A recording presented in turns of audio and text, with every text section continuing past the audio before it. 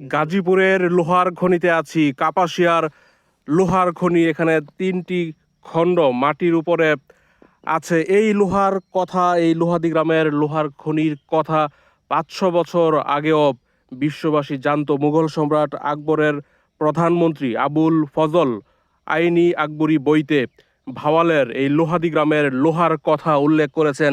বলেছেন এখানকার লোহা দিয়ে অস্ত্র তৈরি করত 12 ভূঁইয়াদের সৈন্যরা।